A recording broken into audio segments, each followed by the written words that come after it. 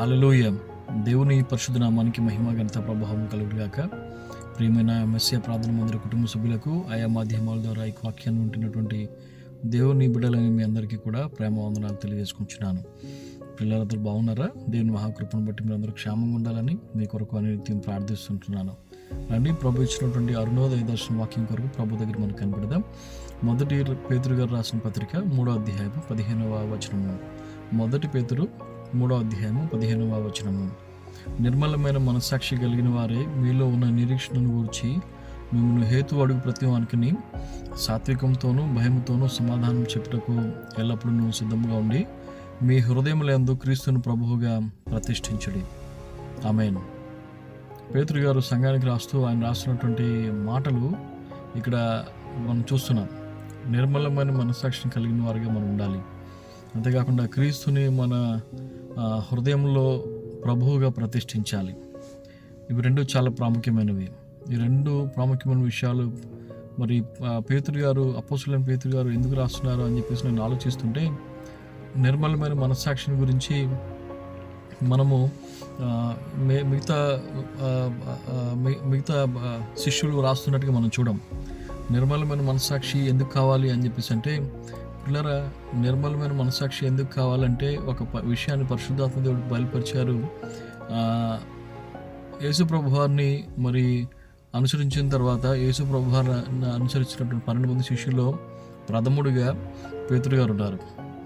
వయసులో పెద్దవాడు, అన్నింటిలో కూడా అందరికంటే ముందుగా ఉండేటువంటి మంచి ఉత్సాహంగా ఉండేటువంటి ఉత్సాహపరుడు. అంతేకాకుండా వీరిని గురించి ప్రభువారు అంటారు, ఉరిమేటువంటి పుత్రులు అని చెప్పేసి యాకోబు యోహానులే కాకుండా మరి పేతురు గారిని కూడా ఉద్దేశించి ప్రభువారు చెప్తారు. మరి ఈ ముగ్గురిని కూడా మరి రూపాంతర కొండ మీదకి ప్రభువారు తీసుకెళ్తారు.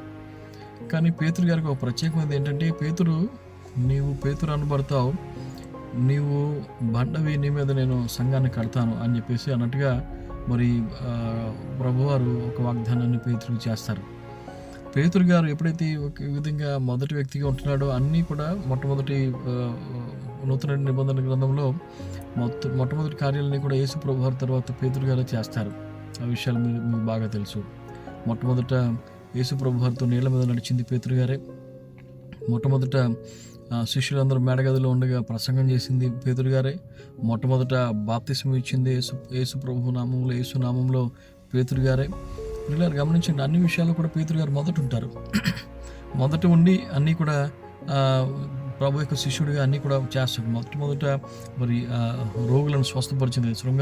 శృంగారం అనేటువంటి దేవాలయం దగ్గర మరి రోగిని స్వస్థపరిచింది పేతురు గారే. మరి చనిపోయినటువంటి వ్యక్తిని లేవనెత్తింది కూడా మొదట పేతురు గారే. చూడండి పిల్లరా, అన్నింటిలో కూడా పేతురు గారికి ఒక ప్రత్యేకత ఉంది. ఆయన ఎందుకు మరి నిర్మలమైన మనసాక్షి గురించి రాస్తున్నారంటే, ఇదిగో ఆ నిర్మలమైన మనసాక్షి ఒకరోజు ఈయన పోగొట్టుకున్నాడు. ఎప్పుడంటే యేసు ప్రభు వారు సిలువకు వెళుతుంటున్నప్పుడు 3 సార్లు ప్రభువుని ఎరుగును అని చెప్పేసి బొంకి ఆ మనసాక్షిని ఆయన పోగొట్టుకున్నాడు. ఒట్టు పెట్టుకుని ఆయన ఎవరో నాకు తెలియదు, ఈ నజరేయుడైన యేసుకి నాకు సంబంధం లేదని చెప్పేసి ఆయన బొంకాడు. పిల్లరా, గమనించండి, శిష్యులందరూ కూడా మరి భయంతో ఉంటే మరి భయపడకండి అని చెప్పేసి ధైర్యం చెప్పి ప్రభువుని బట్టి మరి ధైర్యం తెచ్చుకోవాల్సిన పేతురు గారు ఏం చేశారు, శిష్యులందరూ తీసుకుని చేపలు పట్టడానికి వెళ్ళిపోయారు. పిల్లరా, ఈ విధంగా ఈ యొక్క మనసాక్షిని పేతురు గారు కొన్ని సందర్భాలు పోగొట్టుకుని తర్వాత ఎప్పుడైతే యేసు ప్రభు వారు మరణం నుంచి తిరిగి లేచారో, యోహాను సువార్త 20వ అధ్యాయంలో మనకు కనిపిస్తుంది 4వ వచనంలో, ఎప్పుడైతే ఆ యొక్క మగ్దలేని మరియ వచ్చి ఇక్కడ శిష్యులు అందరికీ చెప్తుందో యేసు ప్రభు వారు తిరిగి లేచారు, ఆయన సమాధిలో లేరు, ఆయన లేచి ఉన్నాడు అని చెప్పి చెప్పిన తర్వాత ఇద్దరు సమాధి దగ్గర పరిగెడతారు. ఆ పరిగెట్టిన వాళ్ళు యోహాను, పేతురు గారు ఉంటారు. ప్రతిదానికి ముందు ఉండేటువంటి పేతురు అక్కడ వెనకబడిపోతారు.